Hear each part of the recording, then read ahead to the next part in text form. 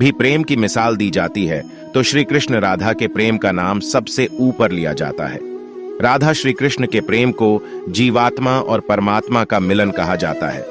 सदियों से पीढ़ी दर पीढ़ियां राधा कृष्ण की प्रेम कहानी पढ़ती चली आ रही हैं, लेकिन जब भी हम राधा श्री कृष्ण की प्रेम कहानी सुनते हैं तो मन में यही सवाल आता है कि श्री कृष्ण ने राधा से विवाह क्यों नहीं किया। इसके पीछे कई तरह की व्याख्याएं दी जाती हैं। आइए जानते हैं उन सभी कहानियों के बारे में। विद्वानों के मुताबिक राधा कृष्ण की कहानी मध्यकाल के अंतिम चरण में भक्ति आंदोलन के बाद लोकप्रिय हुई। उस समय के कवियों ने इस आध्यात्मिक संबंध को एक भौतिक रूप दिया।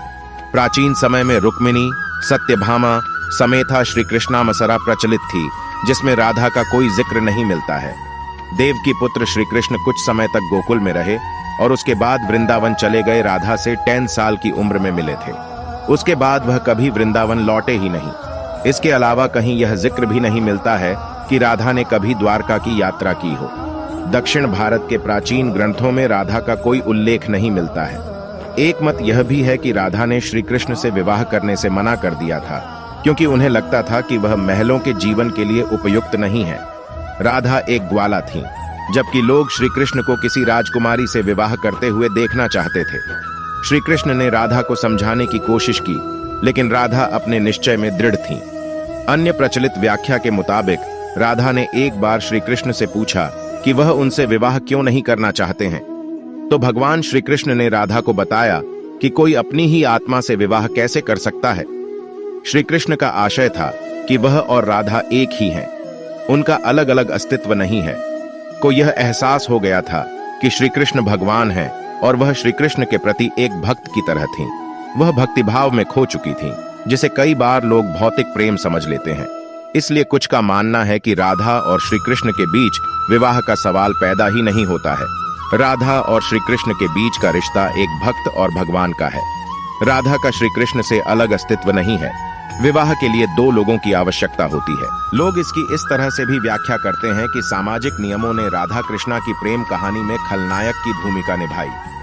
राधा और श्री कृष्ण की सामाजिक पृष्ठभूमि उनके विवाह की अनुमति नहीं देती थी। राधा को ठीक तरह से समझने के लिए रस और प्रेम के रहस्य को समझना होगा। ये आध्यात्मिक प्रेम की आनंददायक अनुभूति है।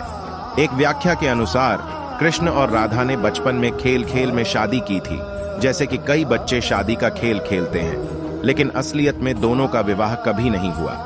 वैसे भी उनका प्यार वैवाहिक जीवन के प्यार से ज्यादा स्वाभाविक और आध्यात्मिक था, और राधा एक दूसरे रूप से आत्मीय तौर पर जुड़े हुए थे। इसीलिए हमेशा राधा कृष्णा कहा जाता है, रुक्मिणी कृष्णा नहीं। रुक्मिणी ने भी श्री कृष्ण को पाने के लिए बहुत जतन किए थे। वह अपने भाई रुक्मी के खिलाफ चली गई थी। रुक्मिणी भी राधा की तरह श्री कृष्ण से प्यार करती थीं। रुक्मिणी ने श्री कृष्ण को एक प्रेम पत्र भी भेजा था कि वह आकर उन्हें अपने साथ ले जाएं। प्रेम पत्र में रुक्मिणी ने 7 श्लोक लिखे थे। रुक्मिणी का प्रेम पत्र श्री कृष्ण के दिल को छू गया और उन्हें रुक्मिणी का अनुरोध स्वीकार करना पड़ा। इस तरह रुक्मिणी श्री कृष्ण की पहली पत्नी बन गई। वहीं दूसरी तरफ श्री कृष्ण और राधा को विवाह की आवश्यकता ही नहीं थी। श्री कृष्ण के बचपन का प्यार थी। श्री कृष्ण जब 8 साल के थे तब दोनों ने प्रेम की अनुभूति की। इसके बाद पूरी जिंदगी श्री कृष्ण से नहीं मिली। राधा श्री कृष्ण के दैवीय गुणों से परिचित थीं। उन्होंने जिंदगी भर अपने मन में प्रेम की स्मृतियों को बनाए रखा। यही उनके रिश्ते की सबसे बड़ी खूबसूरती है। पुराण के अनुसार पृथ्वी पर आने से पहले राधा की एक बार कृष्ण की सेविका श्रीदामा से बहस हो गई थी। राधा रानी क्रोधित हो गईं और श्रीदामा को राक्षस के रूप में पैदा होने का श्राप दे दिया।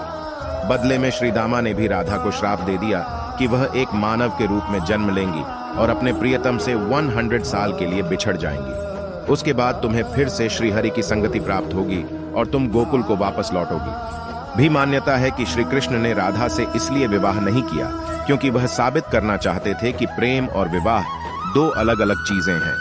प्रेम एक निस्वार्थ भावना है, जबकि विवाह एक समझौता या अनुबंध है।